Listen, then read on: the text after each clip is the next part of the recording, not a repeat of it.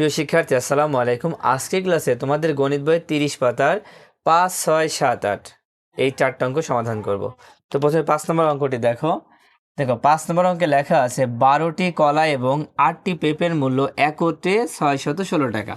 তার মানে কি? বলছে 12টি কলা এবং 8টি পেঁপের মূল্য একসাথে কত? 616 টাকা। তার মানে 616 টাকার মধ্যে কি কি আছে? 12টি কলার মূল্য আছে, আবার 8টি পেঁপের মূল্য আছে। তো এখন দেখো, এখানে একটি কলার মূল্য 8 টাকা দেওয়া আছে, তার মানে কাটতে দেওয়া আছে, কলার মূল্য দেওয়া আছে। তো যারটা দেওয়া থাকবে তার কাজটা আগে করব। তার মানে কলার দাম কিন্তু দেওয়া আছে। তো আবার বের করতে হবে কি, একটি পেঁপের মূল্য কত। এবং সবার শেষে পেঁপের মূল্য বের করতে হবে। তো 5 নাম্বার দিয়ে প্রথমে লিখে নিবা যে একটি কলার মূল্য, একটি কলার মূল্য কত? দেখো 8 টাকা। এখন খেয়াল করো কয়টি কলার মূল্য দেওয়া আছে? 12টি কলার মূল্য। অতএব 12টি কলার মূল্য কি করবা? 12-র সাথে 8 গুণ করবা। কারণ কি গুণ কেন হলো? দেখো, একটি কলার মূল্য যদি 8 টাকা হয়, তাহলে 12টি কলা কিনতে তোমার বেশি টাকা লাগবে, এই জন্য বেশি বললে গুণ হবে। এবার গুণ করে ফেলো। দেখো 8 বড় কত হয়? 96 হয়। কত হয়? 96 টাকা। তাহলে 12টি কলার মূল্য আমরা কত পেয়েছি? 96 টাকা পেয়েছি। দেখো, এখন আমরা 12টি কলার মূল্য পেয়ে গিয়েছি। এখন আমাদের বের করতে হবে 8টি পেঁপের মূল্য কত। প্রথমে আমাদের এখানে 12টি কলার 8টি পেঁপের মূল্য দেওয়া আছে, তো তার মধ্যে আমরা 12টি কলার মূল্য পেয়ে গিয়েছি। এখন বের করব 8টি পেঁপের মূল্য। তো 8টি পেঁপের মূল্য বের করতে হলে কী করবা? দেখো, প্রথমে আমরা লিখে নিব যে 12টি কলা ও 8টি পেঁপের মূল্য কত দেওয়া আছে? 616 টাকা। এবার নিচে লিখে দেবো। দেখো 12টি কলার মূল্য পেয়েছি, তাই লিখবো 12টি কলার মূল্য। 12টি কলার মূল্য কত? 96 পেয়েছি। এবার একটা দাগ দিয়ে দিব, দিয়ে এবার বিয়োগ করে দিব। 96 বিয়োগ করে দিলে কিন্তু আমরা 8টি পেঁপের মূল্য পেয়ে যাব। তাহলে 8টি পেঁপের মূল্য।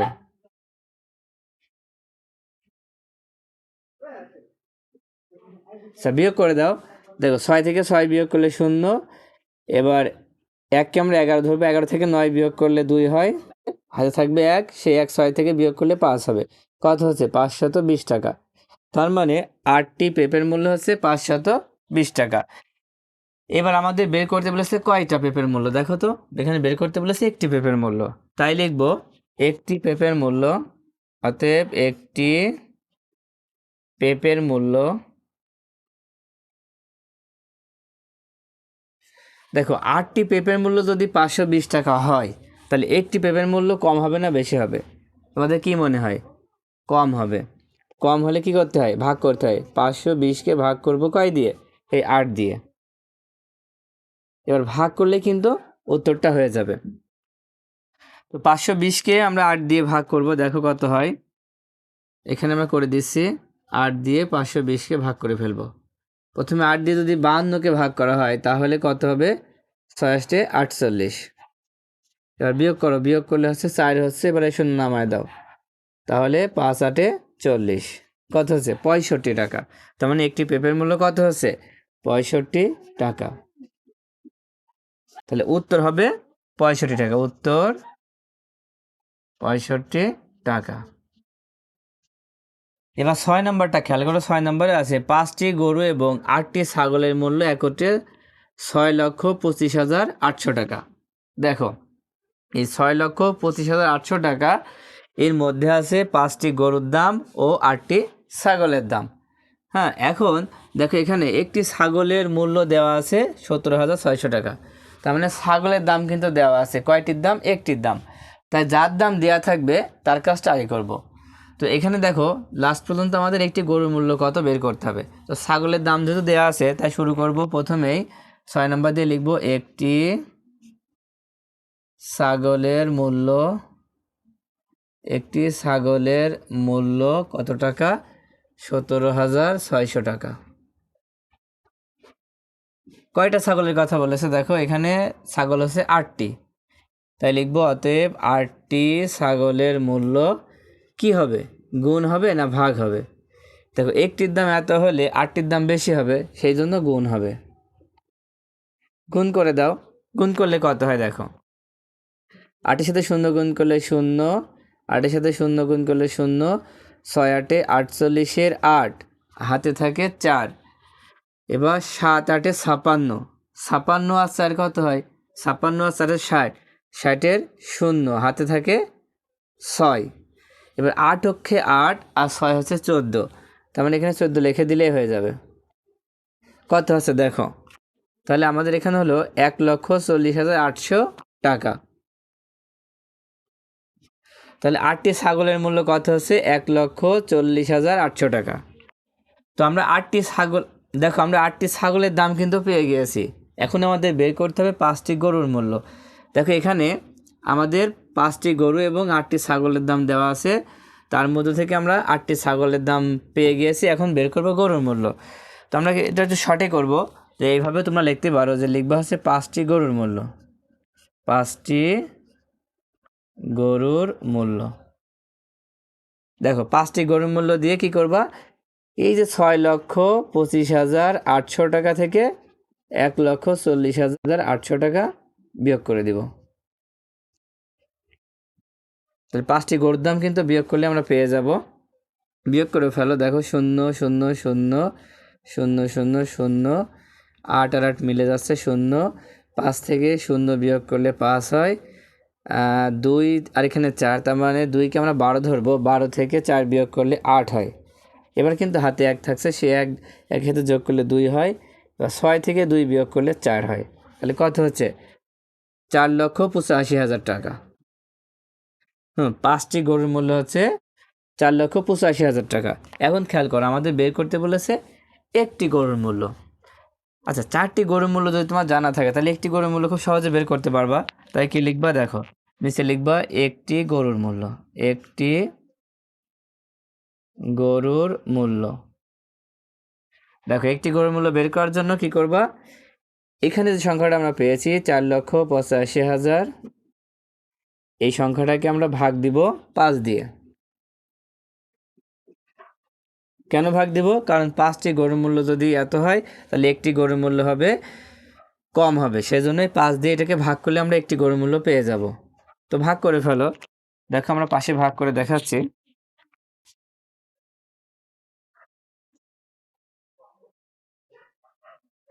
5 দিয়ে 4,85,000, এটাকে আমরা ভাগ করে দেখি কত হয়। তো প্রথমে 5 দিয়ে 48কে ভাগ করতে হবে। দেখো 5 নাম 45, 5 নাম 45, এবার বিয়োগ করো, বিয়োগ করলে হচ্ছে 3, আর এই 5 নামায় দাও, তাহলে 5 7টা 35। দেখো এইটা কিন্তু তোমরা রাফে করবা, তাই না, সেজন্য কি করবা, এখানে মিলে যাচ্ছে। তো এখন আমাদের এখনো 3টা শূন্য কিন্তু বাকি থাকছে, তো কি করবা, এই 3টা শূন্য এখানে বসাই দিবা। যেহেতু আমরা রাফ করব, তাই যে কোনোভাবে করতে পারি, ঠিক আছে। আমরা খুব সহজে কিন্তু ভাগটা করে ফেললাম। এখন এটা হচ্ছে উত্তর, কত হবে দেখো, 97, তারপরে 3টা শূন্য। তাহলে উত্তর হচ্ছে একটি গরুর মূল্য 97,000 টাকা। এবার 7 নম্বর অঙ্কটা দেখো। 7 নম্বর অঙ্কে লেখা আছে, কেয়া এবং মারুফের মাসিক পারিবারিক খরচ একত্রে 70,500 টাকা। কেয়া অপেক্ষা মারুফের মাসিক খরচ 5,600 টাকা বেশি। কেয়া ও মারুফের প্রত্যেকের মাসিক পারিবারিক খরচ কত? দেখো এখানে একটা মাসিক পারিবারিক খরচ দেওয়া আছে 70,500 টাকা। তো এখানে কার কার খরচ আছে দেখো, কেয়া এবং মারুফের, মানে দুইজনের একত্রে তাদের মাসিক খরচ হচ্ছে 70,500 টাকা। 70,500 টাকা কয়জনের খরচ, দুইজনের। হ্যাঁ, দুইজনের একত্রে হচ্ছে 70,500 টাকা খরচ হচ্ছে। এখন দেখো কেয়া অপেক্ষা মারুফের মাসিক খরচ 5,600 টাকা বেশি। কার খরচটা বেশি আগে খেয়াল করো। কেয়া অপেক্ষা মারুফের মাসিক খরচ 5,600 টাকা বেশি, তার মানে মারুফের কিন্তু 5,600 টাকা বেশি। কার থেকে বেশি, কেয়ার থেকে। তাহলে কেয়ার কম হচ্ছে, মারুফের বেশি হচ্ছে, আর কেয়ার কি হচ্ছে, কম হচ্ছে। এখন এই অঙ্কে যার টাকা কম, হ্যাঁ, যার কম খরচ হচ্ছে তার নাম দিয়ে শুরু করব। কার কম খরচ হচ্ছে, কেয়ার কম খরচ হচ্ছে, তার মানে আমরা কেয়ার দিয়ে শুরু করব। তো প্রথমে লিখবা যে কে আর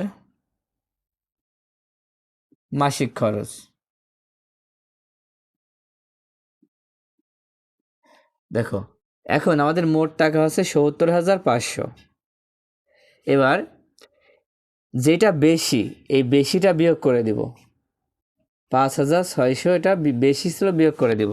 বিয়োগ করে দেওয়ার পরে যে টাকা থাকবে সেই টাকাকে দুইজনের মধ্যে ভাগ করে দিব।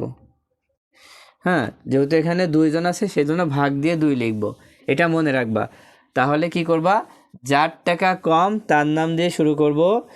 মোট যে টাকা সেই টাকা থেকে যে টাকাটা বেশি বা কম থাকবে সেটা বিয়োগ করে দিব, আর তারপর ভাগ দিয়ে 2 লিখব। 2 কেন লিখলাম, কারণ এখানে দুইজন ব্যক্তি আছে, কে আর মারুফ, এই জন্য 2 দিয়ে ভাগ দিব। তো বিয়োগ করে ফেলো, দেখো কত হয়। 0 0 বিয়োগ করলে 0 0 0 0, 5 আর এখানে 6, তার মানে 5কে 15 ধরতে হবে। 15 থেকে 6 বিয়োগ করলে 9 হয়। এবার হাতে 1, সে 1 5-এর সাথে যোগ করলে 6 হয়। 0কে 10 ধরবো, 10 থেকে 6 বিয়োগ করলে 4 হবে। হাতে থাকবে 1, সে 1 7 থেকে বিয়োগ করলে 6 হবে। তাহলে কত হলো, ৬৬,৯০০। এবার ভাগ দিয়ে লিখবো হচ্ছে 2। তো 2 দিয়ে ভাগ করে ফেলো। দেখো 2 দিয়ে যদি ভাগ করি তাহলে কত হতে পারে, তাহলে কত হলো দেখো, ৩২,৪৫০ টাকা। এখন খেয়াল করো, কে আর মাসিক খরচ হচ্ছে ৩২,৪৫০ টাকা। এখন তাহলে মারুফের মাসিক খরচ কত, কারণ মারুফের কিন্তু ৫,৬০০ টাকা বেশি, কার থেকে, কেয়ার থেকে। সেই জন্য আমরা এখানে লিখে দেব, কেয়া অপেক্ষা মারুফের মাসিক খরচ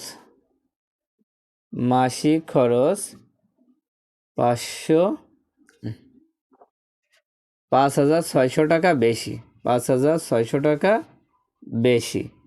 দেখো এই লাইনটা তোমরা লিখলেও পারো, না লিখলেও পারো। এবার লিখব মারুফের মাসিক খরচ, মারুফের মাসিক খরচ। এটা বের করার জন্য কি করবা, দেখো এই যে আমরা কেয়া যে টাকা পেয়েছি এই টাকাটা এখানে লিখে দিব। এবার কত টাকা বেশি, এই বেশি বলে এটা যোগ করে দিব। যেহেতু মারুফের বেশি কেয়ার ছাড়া, সেজন্য কেয়ার থেকে এটা যোগ করে দিলেই মারুফের টাকা পাওয়া যাবে। যোগ করে দাও, দেখো 0 0 0, 0 আর 5 যোগ করলে 5 হবে। আর 6 আর 4 10, 10-এর 0, হাতে 1, সে 1 5-এর সাথে যোগ করলে 6, 6 আর 2 8, আর এখানে 3 বসায় দাও, তাহলে কত হচ্ছে ৩৮,০৫০ টাকা। দেখো তাহলে তোমরা উত্তর লিখবা যে কেয়ার মাসিক খরচ এত টাকা আর মারুফের মাসিক খরচ এত টাকা, তাহলে অঙ্কটা হয়ে যাবে।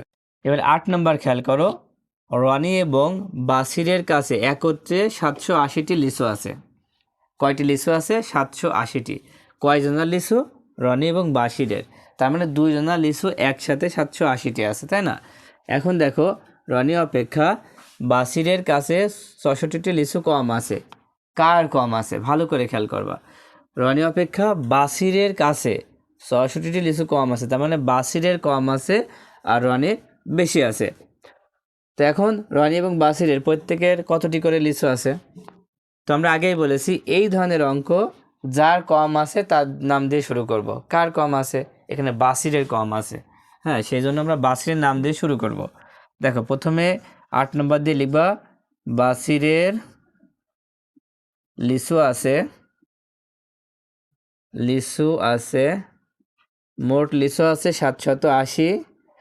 আর যে কয়টা কম আছে বা বেশি আছে সেটা বিয়োগ করে দিব, ৬৬ বিয়োগ করে দিব। দেওয়ার পরে ভাগ দিব কত, 2, কারণ 2 জন আছে সেজন্য 2 দিয়ে ভাগ দিতে হবে। এবার বিয়োগ করে ফেলো, দেখো 0কে 10 ধরো, 10 থেকে 4 বিয়োগ করলে 6 হয়। হাতে থাকবে 1, 6-এর সাথে যোগ করলে 7 হবে। 8 থেকে 7 বিয়োগ করলে 1 হবে, আর এই 7 বসায় দিলাম, তাহলে কত হচ্ছে 716। এবার ভাগ 2, 2 দিয়ে 716কে ভাগ করে ফেলো। দেখো এখানে আমরা 2 দিয়ে 716কে ভাগ করি, কত হয়, প্রথমে 3 দুখানে 6, বিয়োগ করলে 1, এবার এই 1 নামায় দাও। এবার দেখো 5 দুখানে 10, এই 1 বিয়োগ করলে 1 হচ্ছে, এই 6 নামায় দাও। এবার 8 দুখানে 16, কত হলো 358, তার মানে 358টি। তাহলে দেখো বাসিরের লিচু আছে কয়টি, 358টি। তাহলে বাসিরের কিন্তু কম আছে, আর তাহলে বেশি আছে কার? রনির আছে বেশি। এখন রনির লিচু বের করতে হলে কী করতে হবে? দেখো আমরা এটা আরও শর্টে করছি। প্রথমে তোমরা লিখে নিবা যে রনির লিচু আছে,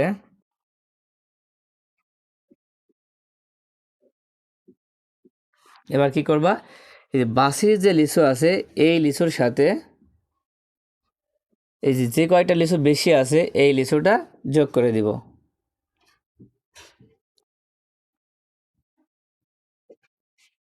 তো যোগ করলে উত্তরটা হয়ে যাবে।